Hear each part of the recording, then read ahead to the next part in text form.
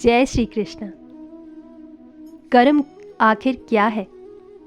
शरीर धारण करने के बाद जो कुछ भी हम सोचते हैं, संकल्प करते हैं और स्थूल रूप में करते हैं, वही कर्म है।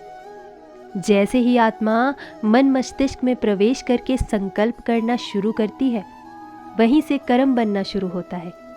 तो सोचना, बोलना, देखना, सुनना, खाना पीना, उठना बैठना आदि सब कर्म है। शरीर से लेकर आत्मा के माध्यम से ही छोटी और बड़ी शारीरिक या मानसिक हलचल या क्रिया ही कर्म कहलाती है। कर्मों की गति बहुत ही सूक्ष्म है, जिससे बड़े बड़े विद्वान भी नहीं समझ पाते। कर्म का सिद्धांत बिना रुके निरंतर कार्य करना है। इसमें भगवान को देख रेख करने की ज़रूरत नहीं पड़ती। इसलिए भगवान हमारे कर्मों में दखल नहीं देते। वे ना तो सज़ा देते हैं और ना ही कृपा करते हैं। सब अपने आप होता है। उनका काम है विवेक प्रदान करके सही गलत का फर्क जानने का ज्ञान, मार्गदर्शन और शक्ति देना। कई बार लोग कर्म के सिद्धांत और भगवान के अस्तित्व पर विश्वास करने से कतराते हैं, क्योंकि वे देखते हैं कि आज बुरे कर्म करने वाला सुखी और अच्छे कर्म करने वाला दुखी दिखाई देते हैं। पर ऐसा नहीं है। भगवान के घर ना तो देर है और ना ही अंधेर। हर कर्म का फल उसके उचित समय पर ही मिलता है। कर्म की अदालत से कोई भी नहीं छूट सकता। जो प्रकृति के नियमों का पालन करता है वह परमात्मा के करीब है। लेकिन ध्यान रहे, यदि परमात्मा भी मनुष्य के रूप में अवतरित होता है तो वो उन सारे नियमों का पालन करता है जो सामान्य मनुष्य के लिए है। लौकिक और पारमार्थिक कर्मों के द्वारा उस परमात्मा का पूजन तो करना चाहिए, पर उन किए हुए कर्मों और संसदों के प्रति अपनी आसक्ति ना बढ़ाए। मात्र ये मानने कि मेरे पास जो कुछ भी है उस परमात्मा का दिया हुआ है, हम नियमित सिर्फ एक मात्र हैं, तो बात बनते देर नहीं लगती है। कर्म को पूजा मानते हुए व्यक्ति जब राग द्वेष को मिटा देता है, तब उसके स्वभाव की शुद्धि होती है। उसके लिए समूची विशुद्धा एक परिवार दिखती है।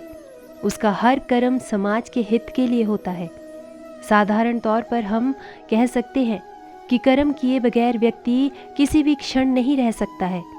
कर्म हमारे अधीन है, उसका फल नहीं। महापुरुष और ज्ञानी जन हमेशा से कहते रहे हैं कि अच्छे कर्मों को करने और बुरे कर्मों का परित्याग करने में ही हमारी भलाई है। किसी संत से एक व्यक्ति ने पूछा कि आपके जीवन में इतनी शांति, प्रसन्नता और उल्लास कैसे है? इस पर संत ने मुस्कुराते हुए कहा था कि अपने कर्मों के प्रति यदि आप आज से ही सहज और सतर्क हो जाते हैं तो ये सब आप भी पा सकते हैं। सारा खेल कर्मों का ही है। हम कर्म अच्छा करते नहीं और फल बहुत अच्छा चाहते हैं, ये भला कैसे संभव होगा? हमारे हाथ में सिर्फ केवल एक ऑप्शन है कि क्या कर्म करना है। एक बार कर्म कर दिया फिर वो समाप्त नहीं होता।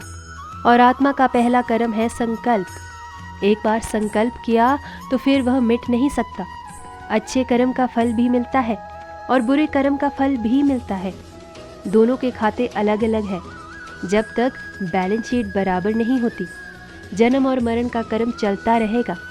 कर्म सदा पुण्य और पाप के रूप में जमा होता रहता है।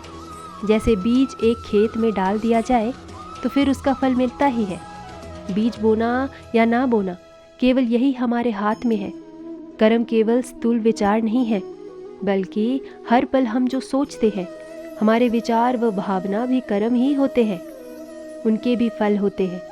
साथ साथ जिस भावना के साथ कोई कर्म किया जाता है वो भी उसका फल निर्धारण करने में निश्चय होता है। कुछ कर्म जल्दी फल देते हैं और कुछ बहुत देर बाद। हो सकता है कि अगले जन्म या फिर उसके अगले जन्म तब तक वो जमा रहते हैं, जिसे संचित कर्म कहते हैं। इसलिए हर काम खूब सोच समझ कर करना चाहिए। कहा भी गया है, कर्म प्रधान विषिव रचि रखा, जो जिस कर ही सो तस फल चखा। और अंत में भगवान श्री कृष्ण गीता में 18वें अध्याय में बहुत ही सरलता से समझाते हुए कह रहे हैं, सर्वधर्म त्याग कर मेरी एक की ही शरण में होने से मैं तुम्हारे सभी पापों से मुक्त कर दूंगा। संपूर्ण शरणागत होने से भक्त का सारा भार भगवान अपने कंधों पर ले लेते हैं और अंत में कर्म फल का सिद्धांत भी गौणा हो जाता है। अपने कर्म का फल व्यक्ति को भोगना ही पड़ता है। कर्म ही अगले जन्म को सुखद या दुखद बनाता है। अगले जन्म के भाग्य का निर्माण हमारा कर्म फल ही करता है।